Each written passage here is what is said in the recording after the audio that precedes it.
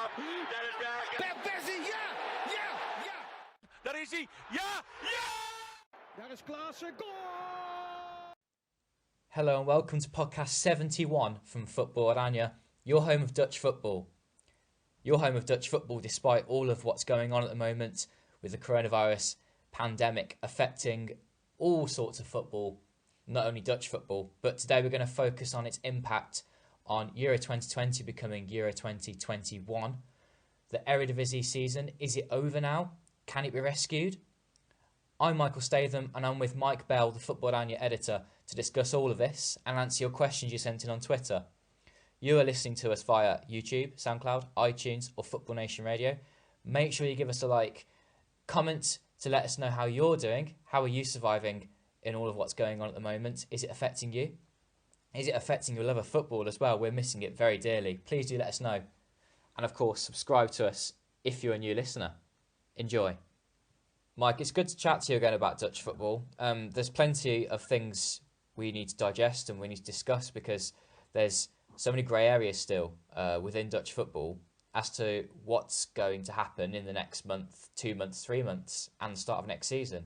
So, of course, Euro 2020 has been postponed for a year to the major disappointment of all us football fans who've got to put up with the lack of football already, and then the big tournament we've all been waiting for has been put back a year. So, frustration for Netherlands football fans, but also for Eredivisie fans who are kind of left in the dark because what is the latest date at the moment for the restart of the Eredivisie season? Can it be concluded in time? Well, it's all really up in the air at the moment. I don't think there's a definitive answer to that so far. The KNVB are saying something different from what the Dutch government are saying. Dutch government are saying no group activities till June, but the KNVB are still thinking that they could start up earlier than that, basically playing football behind closed doors. They seem to have three options at the moment, which are play behind closed doors with no fans, wait until the summer, June time, then try and get it all done really quickly. And the third option is basically just to say, that's it, this season's over.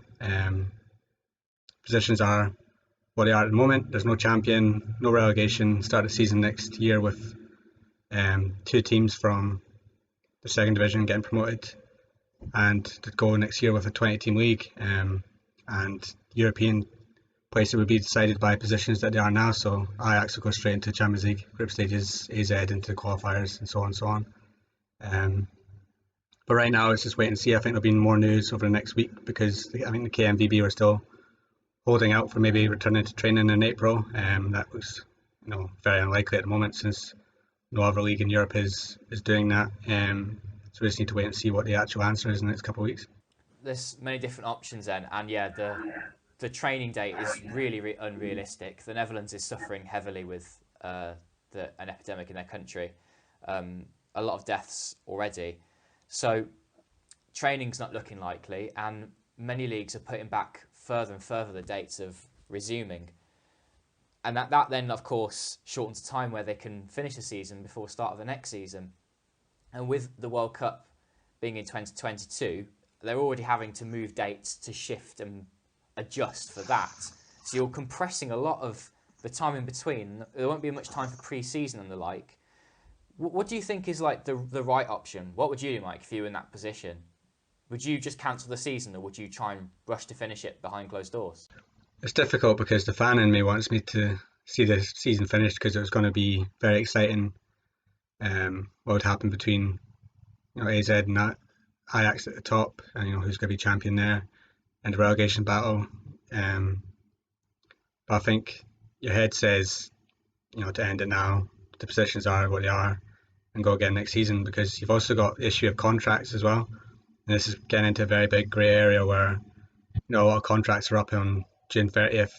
For instance, Hakim Ziyech, Ajax is moving to Chelsea, and if they were to say try and get the league done in the summertime, what happens with Ziyech? Does he leave for Chelsea on July 1st, or does he stay and complete the season with Ajax? There's all these grey areas where there's a lot of clubs that have players that are out of contract. I've seen ADO Den Haag recently say that there's 8 or 9 players that are out of contract in the summer.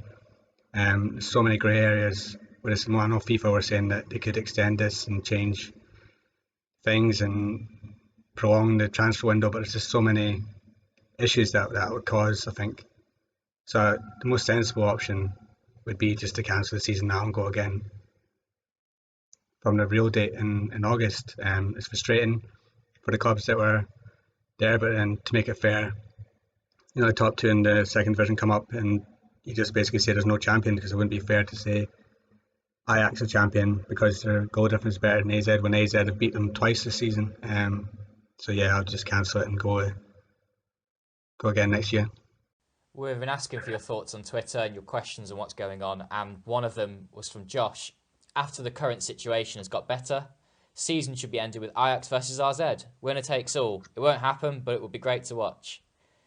So, I mean, if they can get the season back on track and you can get players back in training, why can't there be some sort of system of playoffs which kind of settles the positions? Because you raise a good point. Ajax and RZ are level on points. Ajax are ahead on goal difference, but RZ have beaten them twice.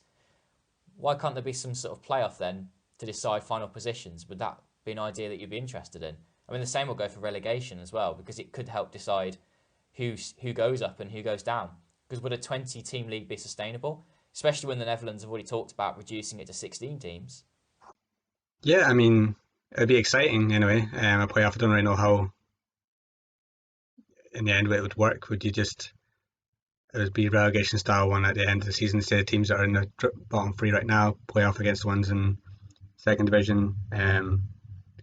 Is it fair on, say, Feyenoord, who right now are in exceptional form, and if it continued the season and to the end, they could have easily just gone on the streak that they're on now and finished second. I mean, if you say it's basically between AZ and Ajax because they're 11 points, it's not very fair to Feyenoord. I think there'd be a lot of criticism of doing that. I think that teams like Feyenoord and PSV will be aggrieved, and could end up in lawsuits and all this area. It's very, very complicated to go down that route as well. I mean, there's no answer to it that's fair for every single team. I wouldn't want to be at the KNVB right now trying to figure it out.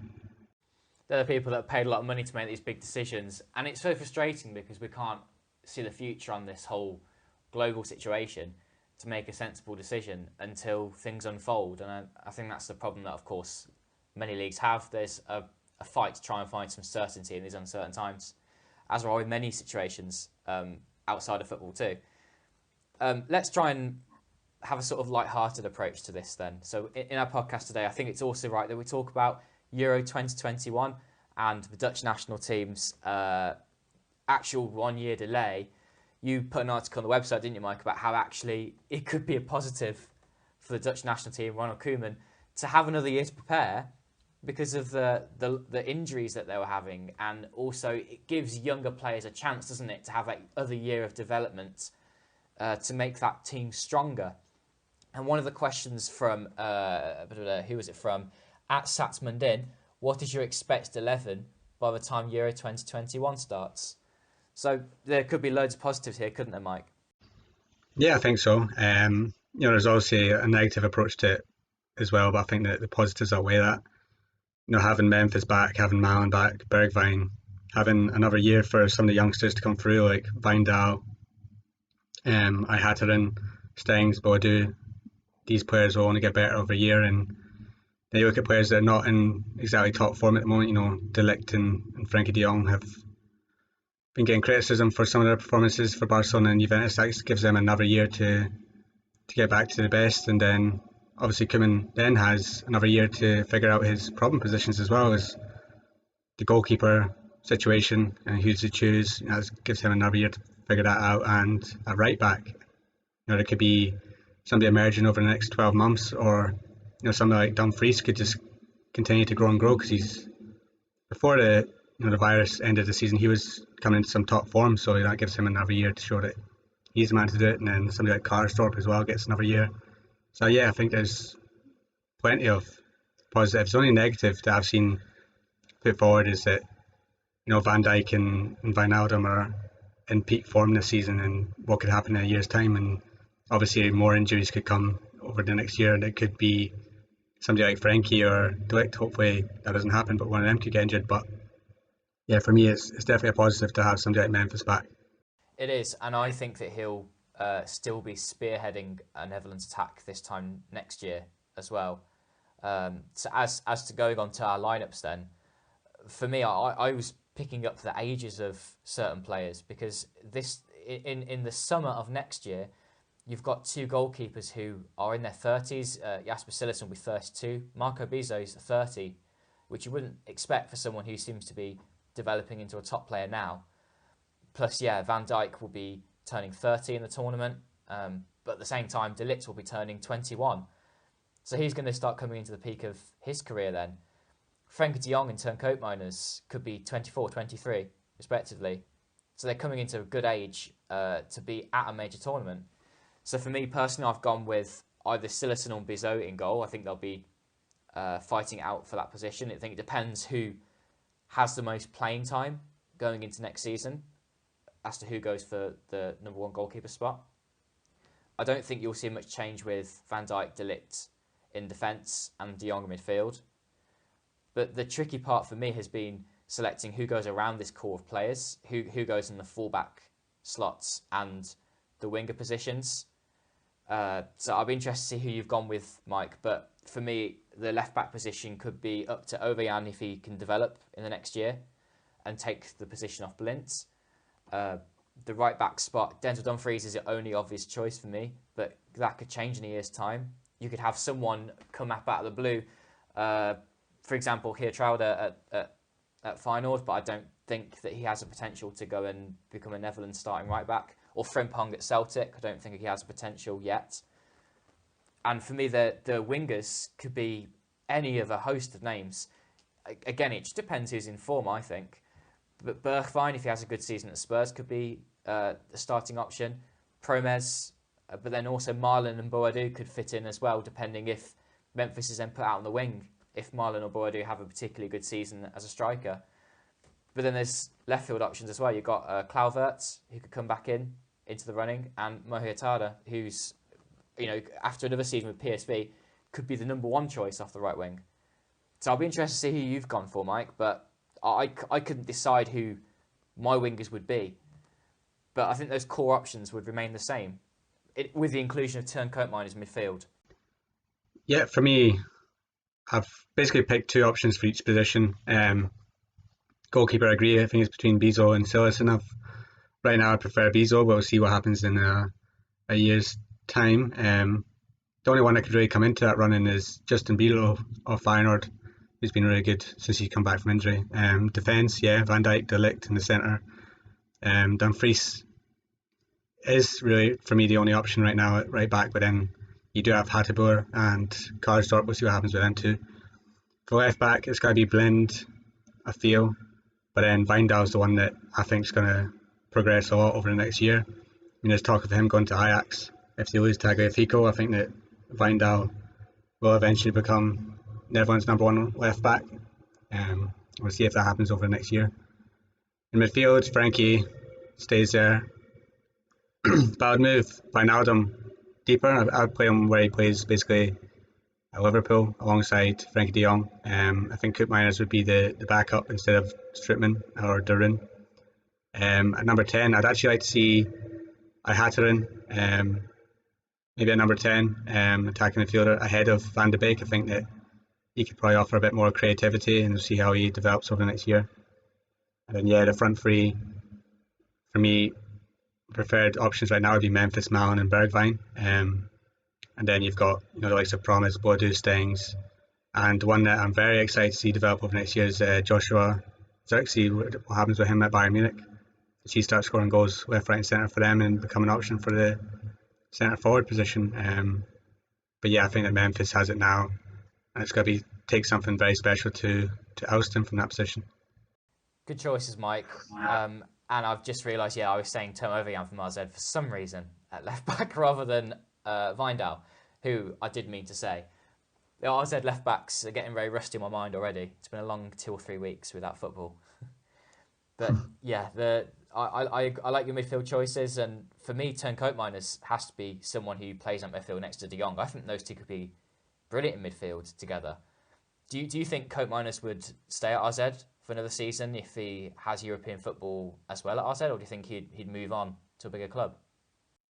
I think he'd stay. I think that if the season ended now and AZ were heading into the Champions League qualifiers, then I think that we need to wait and see what the transfer window, what happens with that, how much money clubs have, because some might be affected, and it might end up being that Boadu, Stengs, and Koopmeiners all stay, because there's not enough money to go around to sign these players, because AZ aren't going to accept anything for them, and they're all down on big contracts, so I can't see them leaving for cheap.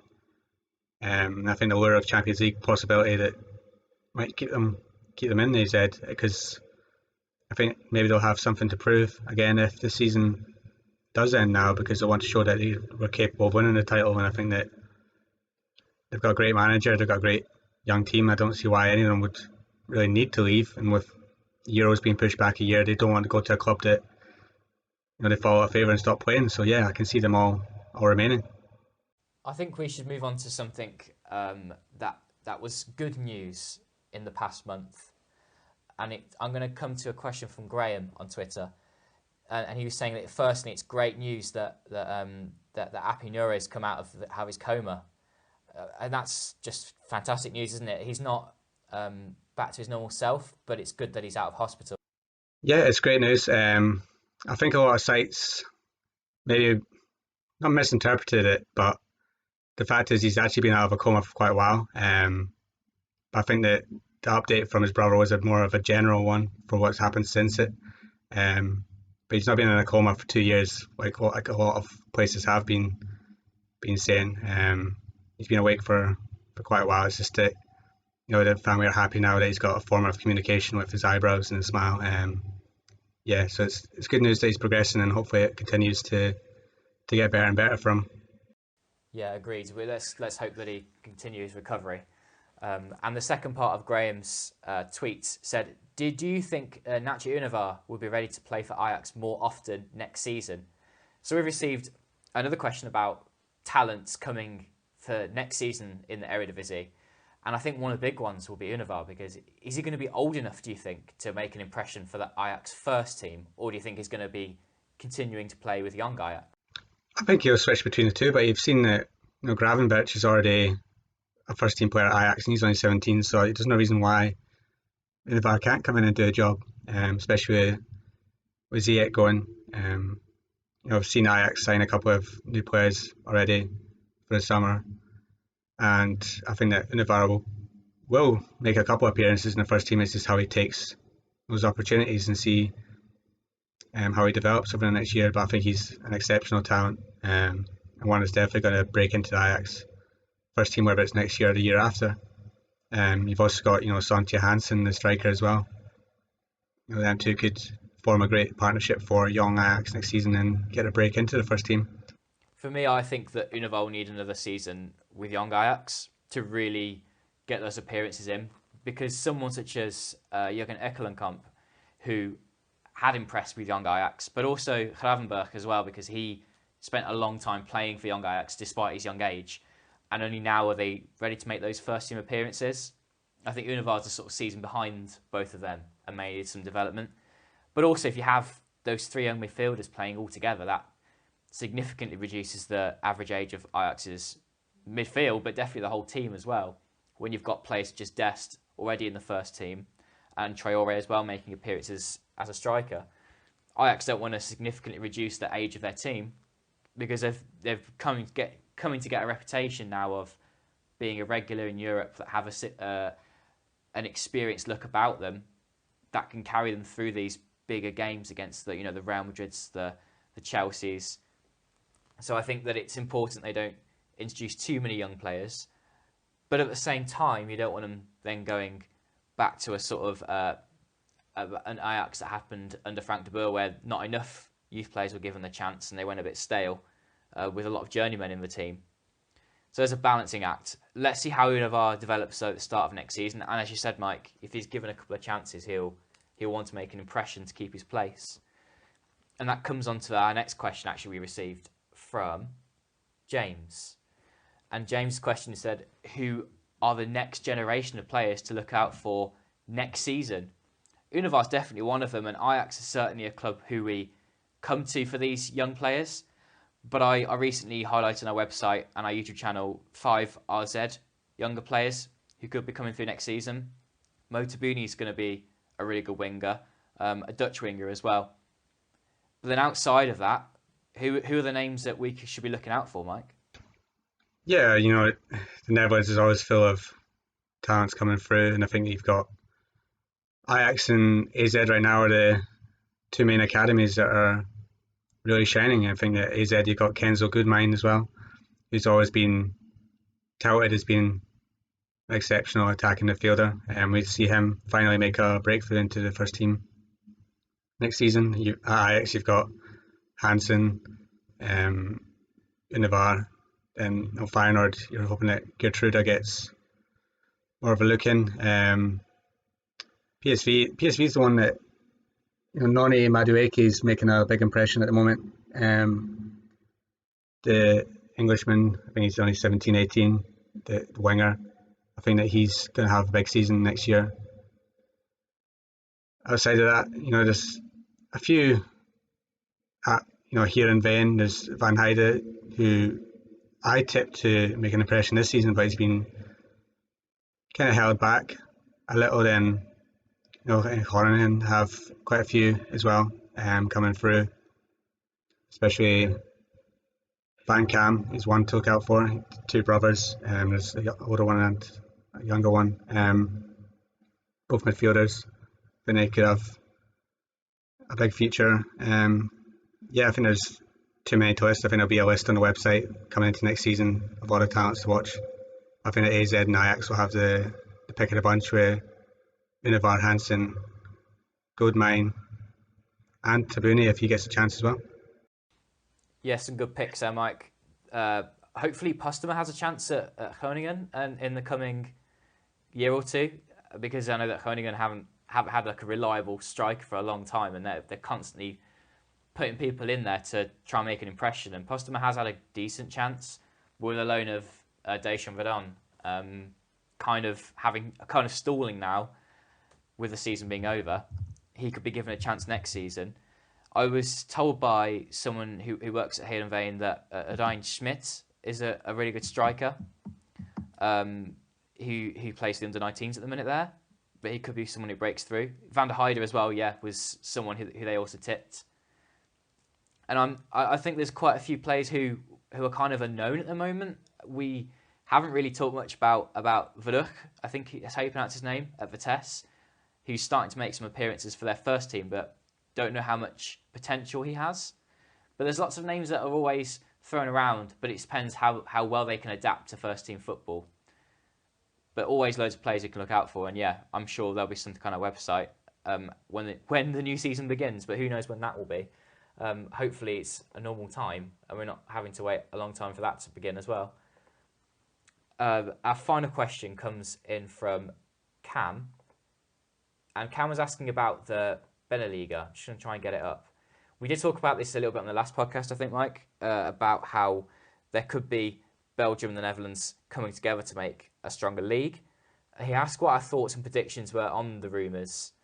Do you see this as an essential and adequate long-term solution for the revenue gap between the bigger leagues? I think, to cut a long story short, because we did cover this in the last podcast, do you think maybe the coronavirus situation could actually affect the outcome of this, seeing as income could reduce significantly for Dutch and Belgian clubs in this current climate in the next few months?